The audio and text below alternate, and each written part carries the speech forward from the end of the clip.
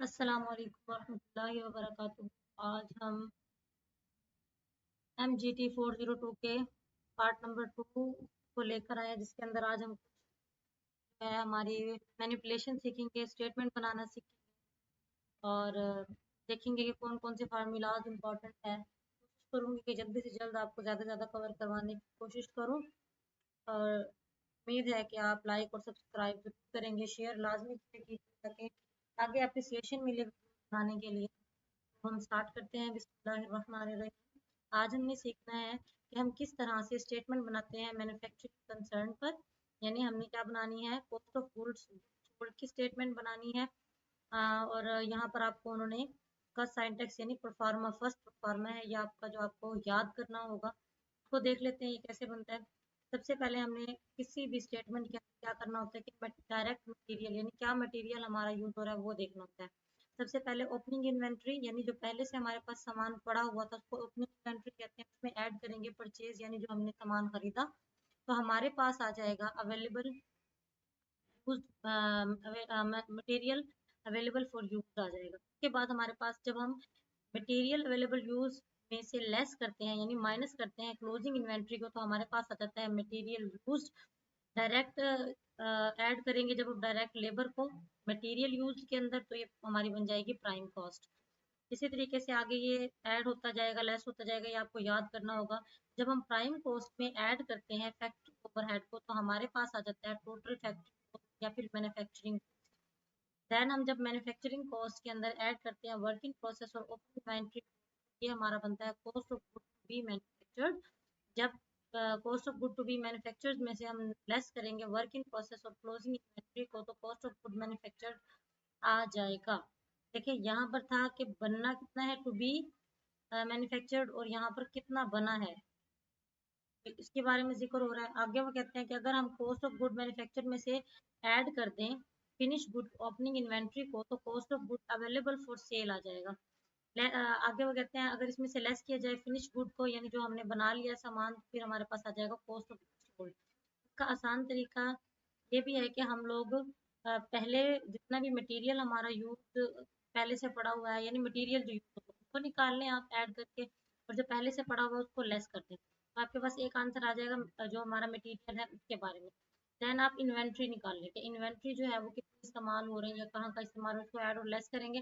Then last में आप लोग इसका फार्मूला लगाकर इसको कर सकते हैं। कि मैं आपको मैं भी दिखा भी दूँ फिलहाल, आपने ये जितनी भी स्टेटमेंट है इसको अच्छे तरीके से प्रैक्टिस कर करके याद कर लेना है, क्योंकि जब भी वो आपसे कहेंगे कि आप लोगों ने बनानी है cost of good manufactured and sold की स्टेटमेंट, तो फिर आपको ये वाली स्टेटमेंट एज इट इज बनानी होगी, और जो अमाउंट्स हैं यानी कीमतें हैं वो आपको खुद प्रोवाइड करेंगे।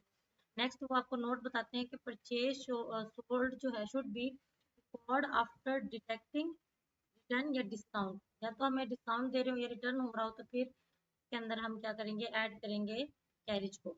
आगे है अंडर और ओवर अप्लाइड एफओएच क्या होती है।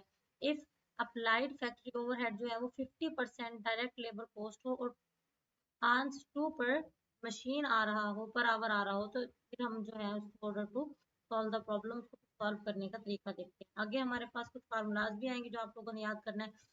अच्छा जी, एक्चुअल फैक्ट्री ओवरहेड क्या होता है।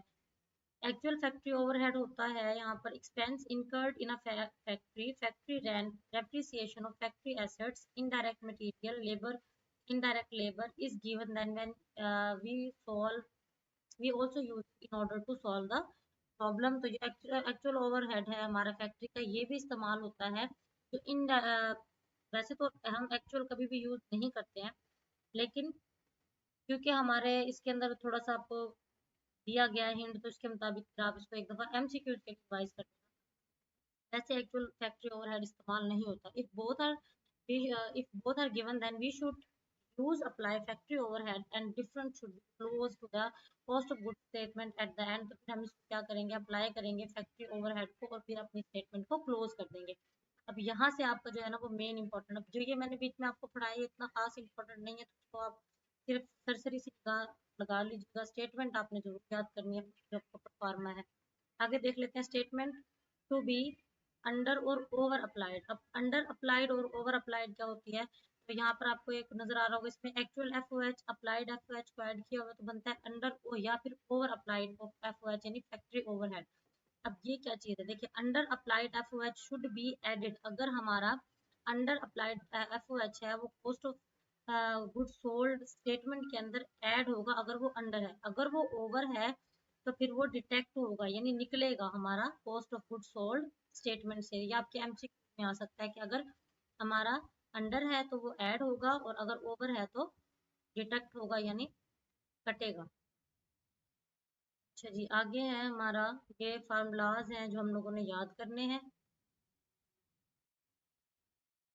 ये इंपॉर्टेंट है आपके MCQs के लिए, क्वेश्चन के लिए। हो सकता है कि वो आपको डायरेक्ट मटेरियल दे दें, डायरेक्ट लेबर दे दें और कंफ्यूज करने के लिए कोई और साथ में फैक्ट्री ओवरहेड वगैरह दे दें और कहीं के प्राइम कॉस्ट मालूम करें, तो उसके मुताबिक हम लोगों ने को मालूम करना है। पहला हमारा फार्मूला है प्राइम कॉस्ट का, कि प्राइम कॉस्ट का फार्मूला क्या है, direct material plus direct labour. जब हम इसको ऐड करते हैं तो हमारी प्राइम कॉस्ट आ जाती है।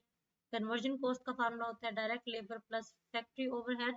तो इसके जरिए हम कन्वर्जन कॉस्ट मालूम कर सकते हैं।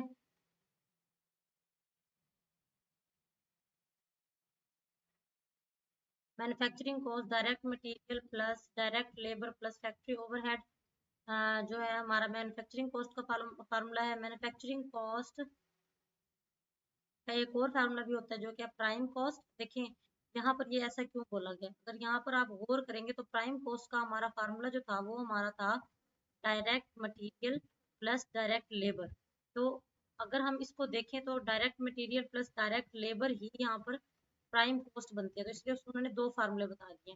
आप इसको prime cost plus factory overhead भी कह सकते हैं मैन्युफैक्चरिंग कॉस्ट को, या फिर प्राइम कॉस्ट का, क्योंकि एज इट खुद अपना एक फार्मूला होता है जो कि है direct material and direct labour, तो ये भी लिख सकते हैं। दोनों ही आपके ठीक है, जो आपको इजी लगे आप कर सकते हैं। इसके अलावा मैन्युफैक्चरिंग कॉस्ट में हम कह सकते हैं कि मटेरियल प्लस कन्वर्जन कॉस्ट हो सकती है। यानी जो हमारा मटेरियल इस्तेमाल हुआ, मटेरियल क्या होगा, मटेरियल भी यही होता है। जैसे फॉर एग्जांपल डायरेक्ट मटेरियल और उसके ऊपर लेबर जो लगी है उसको मटेरियल कह दिया। कन्वर्जन कॉस्ट जो होगी उसका फार्मूला अगर आप देखें तो क्या है, इधर देखें, direct labour plus factory overhead. ये आप गौर करें। अगर मैं इन दोनों को एक साथ आपको दिखाऊं, ये कंफ्यूजन क्रिएट नहीं कर रहे हैं, आपकी आसानी के लिए जो सा आपको फार्मूला अच्छा लगे वो आप कर सकते हैं। देखिए जरा, ये वाला जो फार्मूला है वो यहाँ पर आकर बनता है कन्वर्जन कॉस्ट का।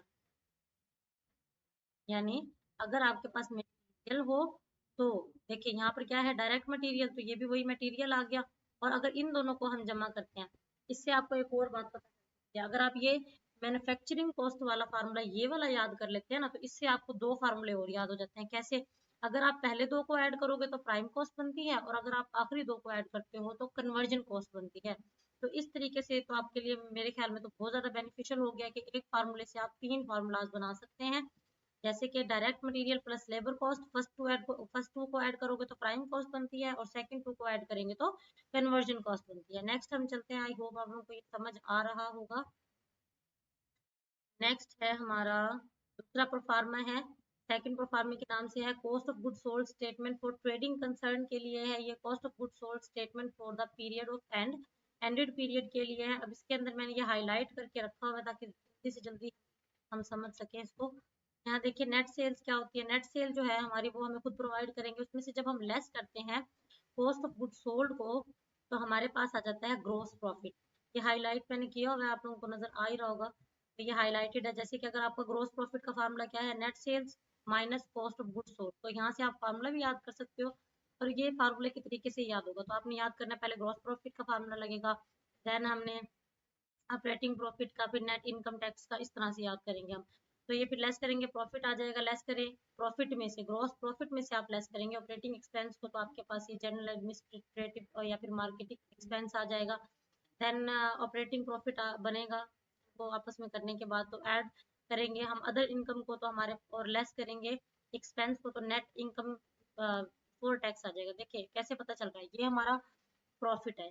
यहाँ अगर आप गौर करें तो आपको नजर आ रहा होगा ये हमारा प्रॉफिट है, और हमने जो इनकम की है यानी हमारी जो कमाई हुई है उसको ऐड किया, और जो उस पर हमारा खर्चा हुआ था उसको माइनस कर दिया। हमारा क्या बना, ये हमारा आ गया नेट इनकम बिफोर टैक्स, क्योंकि अभी हमने इससे टैक्स अदा नहीं किया है। अगर हम कोई भी चीज खरीदते हैं तो सबसे पहले हम देखेंगे कि उस पे हमारा कितना प्रॉफिट आया, फिर उससे इनकम कितनी हुई, इनकम टोटल लगाने के बाद उसके अंदर से हम देखेंगे हमारा खर्चा कितना आया, तो फिर हमें पता चलता है कि हमें कितनी बचत हुई। अगर वो बचत है तो उसके अंदर से फिर हमें इनकम टैक्स भी देना होगा, क्योंकि ये आम छोटी छोटी बात नहीं होती, फैक्ट्रीज की बात हो रही है जिसमें बहुत ज्यादा इनकम होती है, उस पे टैक्स लागू हो जाता है। कि अगर टैक्स लागू हो गया, अगर वो पूछे कि नेट इनकम आफ्टर टैक्स कितना होगा, तो आप टैक्स को लेस कर दें, तो पता चल जाएगा कि जो हमारी एक्चुअल जो इनकम हुई है वो कितनी है आफ्टर टैक्स। आगे हम लोग देख लेते हैं, फिर से फार्मूले आ गए हैं, बहुत ज्यादा इंपॉर्टेंट है अकॉर्डिंग टू एमसीक्यूज इज।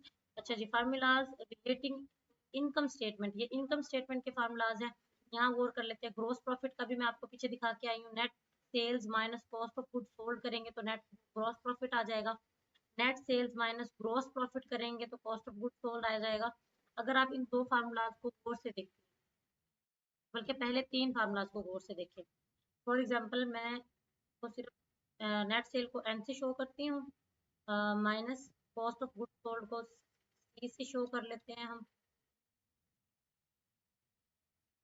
सी से शो करते हैं, और is equal to gross profit को हम शो करते हैं। ये आपके 10th 9th में आप लोगों ने फार्मूलाज बनाना सीखे होंगे, सेम वैसे ही बन रहे हैं। फॉर एग्जांपल मेरे पास ग्रॉस प्रॉफिट का फार्मूला है और मुझे ना नेट इनकम का चाहिए, तो मैं क्या करूंगी, जो मेरी कॉस्ट ऑफ गुड्स सोल्ड है उसको मैं उस तरफ ले जाऊंगी, और ये उधर जाने के बाद ऐड हो जाएगा, तो यहाँ मेरे पास बचेगा एन, यानी net income is equal to G, यानी ग्रॉस प्रॉफिट मेरे पास पहले से वही था, और क्योंकि सी यहाँ पर माइनस का था, यानी जो हमारा कॉस्ट ऑफ गुड सोल्ड है वो माइनस था, तो इधर आके ऐड हो जाएगा, और ये हमारा आ जाएगा सी। तो ये हमारा बन गया नेट इनकम का फार्मूला।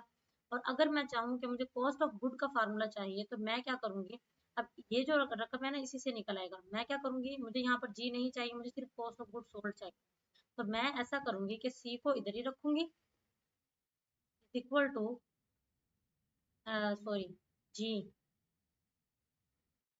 वेट अ मिनट,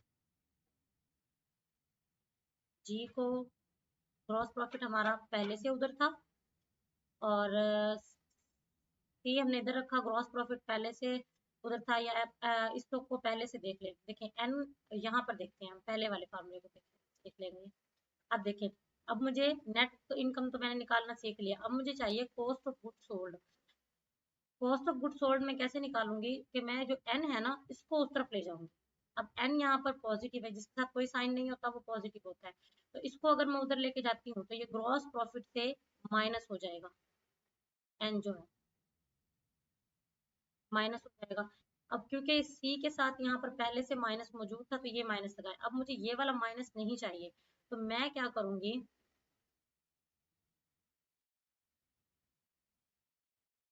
को छोड़ दूंगी, सिंपल इज दैट। आप सिर्फ इसको देखेंगे, इस एक फार्मूले को याद करें फर्स्ट वाले को, और इससे आपका ये वाला फार्मूला भी बन जाएगा और ये वाला फार्मूला भी बन जाएगा।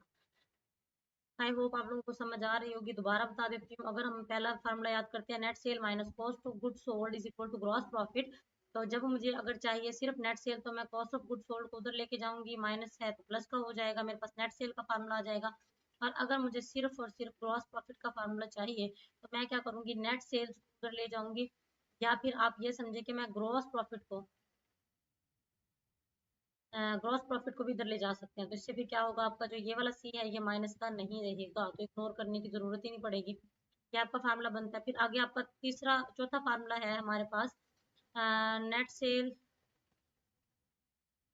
के बाद वाला पर यूनिट जो ग्रॉस प्रॉफिट है ये कैसे निकलता है, तो इसका फार्मूला है gross profit divided by number of unit sold. यहाँ पर फार्मूला है पर यूनिट ग्रॉस प्रॉफिट का, और ये वाला है पर यूनिट नेट प्रॉफिट का, में फर्क थोड़ा ही है। देखें, अगर ग्रॉस प्रॉफिट है तो ग्रॉस प्रॉफिट को नंबर ऑफ यूनिट से डिवाइड करेंगे, और अगर नेट प्रॉफिट है तो नेट प्रॉफिट को ही हम नंबर ऑफ यूनिट से डिवाइड करेंगे, तो इस तरीके से आपके लिए इजी हो जाएगा। नेक्स्ट हमारा फार्मूलाज हो गए, इसके बाद हम देखते हैं, तो कहते हैं in certain problem we have to some missing items that can be calculated with the help of the following formulas. इन फार्मूलाज को लगाकर अगर हमारे पास मिसिंग हो कुछ आइटम, तो वो निकाले जा सकते हैं। जैसे फॉर एग्जांपल नेट सेल है और कॉस्ट ऑफ गुड्स सोल्ड है, तो हम इसके ग्रॉस प्रॉफिट निकाल सकते हैं। अगर इनमें से कोई एक चीज़ नहीं है तो तीनों में से दो को हम ऐड या सब्ट्रैक्ट करके तीसरी चीज़ को निकाल सकते हैं। तो यही बात इसमें की जा रही है। आगे वो कहते हैं यूनिट मैन्युफैक्चर्ड जो है उसके बारे में बता रहे हैं। अब यहाँ पर है यूनिट सोल्ड को ऐड करेंगे आप क्लोजिंग इन्वेंट्री में और लेस करेंगे ओपन इन्वेंट्री से, तो आपके पास यूनिट मैन्युफैक्चर्ड आ जाएंगे। ये फार्मूला आप लोगों ने इसका याद कर लेना है कि किस तरह से हम यूनिट मैन्युफैक्चर निकालेंगे। यूनिट छोड़ लेंगे, उसमें ऐड करेंगे क्लोजिंग इन्वेंट्री को और लेस करेंगे ओपनिंग इन्वेंट्री को, तो आपके पास यूनिट मेजर्ड आ जाएंगे। अगर हो सके तो आप कॉपी और पेंसिल साथ लेके बैठे और जैसे जैसे हमारे फार्मूलाज इंपॉर्टेंट आते जा रहे हैं तो इनका स्क्रीनशॉट ले लें या फिर आप पेंसिल के साथ उसको अपने हाथ से नोट करते। नेक्स्ट है हमारा पर यूनिट कॉस्ट कैसे निकलती है। ये भी इंपॉर्टेंट फार्मूला जितने भी फार्मूले एमसीक्यू के हिसाब से, शॉर्ट क्वेश्चन के हिसाब से as well as long question के हिसाब से इंपॉर्टेंट होते हैं, तो फार्मूले तो हमने छोड़ने ही नहीं है। यहाँ पे वो कहते हैं per unit cost is equal to cost of good manufacture divided by unit manufacture. ये आपका फार्मूला है यानी पर यूनिट कॉस्ट।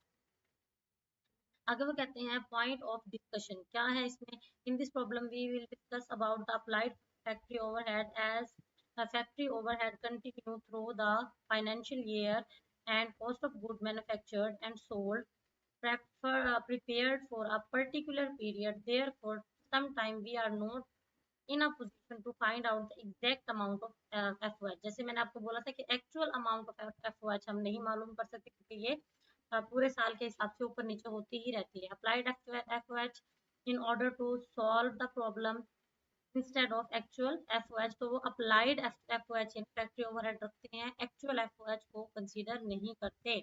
अब डिमोन्स्ट्रेशन प्रॉब्लम नंबर 1 आ गई है। इसके अंदर वो कहते हैं एबीसी कंपनी है, कॉरपोरेशन है, सबमिट करती है following information period of May के हिसाब से। इसके अंदर आप अगर गौर से देखें तो इधर हमें क्या दिया गया, रॉ मटेरियल दिया गया है। ये हमारी ओपनिंग जो थी मई की और ये लास्ट एंडिंग पे आ गया। फिर ओपनिंग में हमारी वर्क इन प्रोसेस कितना था और एंड ऑफ द ईयर में कितना था, then sorry end of the month में कितना था, फिनिश गुड की शुरुआत में कितना था इनिशियल और फिर फाइनल में कितना था, ये सारा आपको दिया गया। अब वो कहते हैं purchase of raw material for the period was 75,400 direct labour incurred during the period of 25,000। Factory overhead is apply 50% of direct labour cost. अब रिक्वायरमेंट वो देंगे, रिक्वायर्ड है उन लोगों को प्रिपेयर करें कॉस्ट ऑफ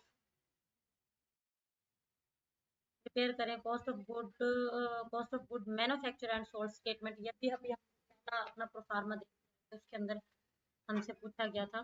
देख लेते हैं नेक्स्ट क्या है।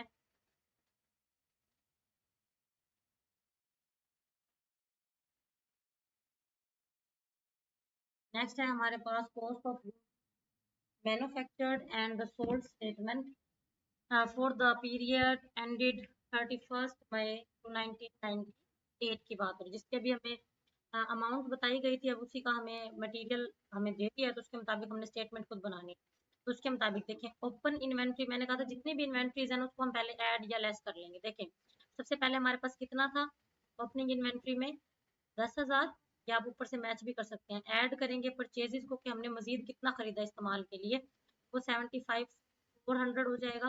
फिर मटेरियल अवेलेबल फॉर यूज आ जाएगा, यानी अगर हम ओपनिंग इन्वेंट्री प्लस ऐड करते हैं परचेजेस को तो हमारे पास आता है मटेरियल अवेलेबल फॉर यूज। ये इसका फार्मूला भी है। इसमें से हम क्लोजिंग इन्वेंट्री को माइनस करेंगे तो मटेरियल यूज आ जाएगा। अब डायरेक्ट लेबर को ऐड करो तो प्राइम कॉस्ट आ जाती है। एक एक सिर्फ एक एक ही चीज ऐड या लेस होती जाएगी और हमारे पास नेक्स्ट आता जाएगा ऐड फैक्ट्री ओवरहेड, तो टोटल फैक्ट्री कॉस्ट मैन्युफैक्चरिंग आ जाएगी। अगर आप ऐड करते हैं वर्क इन प्रोसेस को तो फिर inventory cost, opening inventory cost of good to be manufactured आ जाएगी। अगर आप पीछे वाला याद करेंगे पहले तो फिर आपको आराम से समझ आ जाएगा। Lace work in the process of closing inventory, तो लेस करेंगे। लेस जहाँ जहाँ लिखा हुआ है वहाँ मीन्स आप माइनस कर रहे हैं, जहाँ जहाँ ऐड लिखा हुआ है वहाँ आप प्लस कर रहे हैं, ऐसे ही लिखते हैं इंग्लिश में। अच्छा जी, आगे वो कहते हैं add finish good opening inventory, तो गुड ऑफ सोल्ड आ जाएगा। ये आप लोगों ने खुद करना है, इधर से नहीं देखना। अगर आप इधर से देख कर करती हैं तो मे बी मुश्किल हो आप लोगों को। तो आपने करना क्या है, आप पहले स्टेटमेंट याद कर लें उसकी अच्छे तरीके से कि पहले क्या मालूम करना है, फिर क्या मालूम करना है, क्या ऐड होगा क्या लेस होगा, फिर ये वाला जो मटेरियल आपको दिया है उसको लें और कॉपी के ऊपर बैठ के ना स्टेटमेंट बनाने की कोशिश करें। अच्छा जी, ये आपका समझे क्या असाइनमेंट है। In this problem we will discuss about the actual factory overhead के बारे में डिस्कस करने की बात कर रहा है वो। और साथ में जो है वो कहते हैं some problem actual overhead given instead of applied overhead. In this case we can solve our problem throughout actual factory overhead. अगर वो नहीं देते हैं हमें अप्लाइड, फिर हमें एक्चुअल के साथ काम करना पड़ता है। We have complete data about the financial year actual factory overhead given from the following names. अब देखिए वो क्या कहते हैं, ओवरहेड में बी गिवन। ओवरहेड जो है वो आपको किन किन नामों से दिया जाएगा, indirect material, indirect labour, factory rent, factory taxes, factory supplies, tools, dies, depreciation जो लगती है किसी भी प्रोडक्ट के ऊपर, इंश्योरेंस जो हम भरते हैं फैक्ट्री की रिपेयर करने की जो पैसा इस्तेमाल होता है, पेटेंट ऑथराइजेशन जो होती है, या ऑटोमाइजेशन, अमोर्टाइजेशन होती है, हार्ड लाइट होती है, पावर फ्यूल का जो काम होता है, ये तमाम तमाम जो है हमारे एक्चुअल फैक्ट्री ओवरहेड में वो देंगे। यानी ये आपको याद करने के लिए बोला है कि आपको समझ आ जाए, जैसे आपको रिक्वायरमेंट मिले तो आप समझ जाओगे ये फैक्ट्री ओवरहेड में क्या है। आगे आप लोगों को स्टेटमेंट नंबर 2 दी गई है। इसके अंदर आपको बताया गया है नवीद की मैन्युफैक्चरिंग कंपनी है, कहते हैं प्रेजेंट करते हैं following of the year of 31 दिसंबर 1999 का आपको सारा डाटा दिया गया है। अब जरूरी नहीं है ये सारा इस्तेमाल हो सकता है कुछ एक्स्ट्रा भी दिया हो कंफ्यूजन क्रिएट करने के लिए। तो जब सेल दिया गया है ये आप लोगों ने इसको पढ़ लेना है, क्योंकि अगर हम इसको इस तरह से पढ़ने लगे तो बहुत ज़्यादा टाइम हमारा कंज्यूम हो जाएगा। तो ये सारे डायरेक्ट लेबर है, परचेज है, रिटर्न है, इनडायरेक्ट मटेरियल है, डायरेक्ट मटेरियल है, रेंट है, जैसे भी हम पढ़ के आए ये हमारा इनडायरेक्ट वाली जितनी चीज़ें ये हमारा फैक्ट्री ओवरहेड है। तो फैक्ट्री के टैक्सेस ओवरहेड में आ जाएंगे, इंश्योरेंस भी जो हम पे करेंगे ये भी, डेप्रिसिएशन भी हमारी ओवरहेड है, हेड लाइट एंड पावर ये सारी की सारी हमारे ओवरहेड ही हुए हैं। अब आगे कमीशन है, एडवर्टाइजिंग के लिए जितना खर्चा आएगा, depreciation, travelling expense, bad debit, salary. आप पिछली जो मैनेजमेंट वाली हमने बुक पढ़ी है उसके अंदर आपको सही तरह से पता भी होगा। तो मुझे नहीं लगता मुझे हर चीज़ को खोल खोल के बताने की ज़्यादा ज़रूरत पड़ेगी, और इतना टाइम भी नहीं है हमारे पास। रॉ मटेरियल है, वर्क इन प्रोसेस है 1 जून से दिसंबर तक, यानी इसको हम इनिशियल कहेंगे, यानी ये शुरुआत में इतना था, और इसको हम एंड पीरियड कहेंगे कि आखिर में इतना बचा हमारे पास। अच्छा, रिक्वायर क्या है, आपने cost of good manufacturing hold statement बनानी है और इनकम स्टेटमेंट भी बनानी है। तो वो आपका जो ऊपर स्टेटमेंट है उसके अंदर से आपको चल जाएगा, वरना आपके लिए बेहतर ये है कि आप में शॉर्टकट मेथड सीखा करें, कि इसके अंदर तो बहुत बड़ा बड़ा दिया हुआ है। अब ये आप लोग खुद देख लीजिएगा कि इन्वेंट्री में ऐड, ये मैंने आपको पढ़ना सिखा दिया, समझना सिखा दिया है कि ये हमारी स्टेटमेंट जो है कैसे बनी हुई है, लेस कहाँ हो रहा है, ऐड क्या हो रहा है, प्राइम कॉस्ट कैसे निकलेगी, एज इट इज सेम जो ऊपर मैंने आपको बताया है ये वही है। मैं ट्राई कर रही हूँ कि जल्दी जल्दी बोलने की कोशिश करूँ ताकि आप लोगों का टाइम कम लगे। ये नेक्स्ट आप लोगों का प्रोफार्मा आ गया इनकम स्टेटमेंट का, इसके अंदर मैंने हाईलाइट भी कर दिया, अगर आपको नज़र आ रहा हो ये लेस करेंगे ऐड करेंगे तो फिर ग्रॉस प्रॉफिट कैसे निकलेगा, देन हमारे पास सेलिंग एक्सपेंस कितना होगा, फिर हमारे पास एडमिनिस्ट्रेटिव है, ऑपरेटिंग प्रॉफिट है, इंटरेस्ट है, ये सारा आप लोगों ने बैठ जब प्रैक्टिस करेंगे तो एक ही कर लेंगे तो आपको अच्छा खासा समझ आना शुरू हो जाएगा। डेमोन्स्ट्रेशन है, प्रॉब्लम नंबर 2 फायर कर रहे हैं।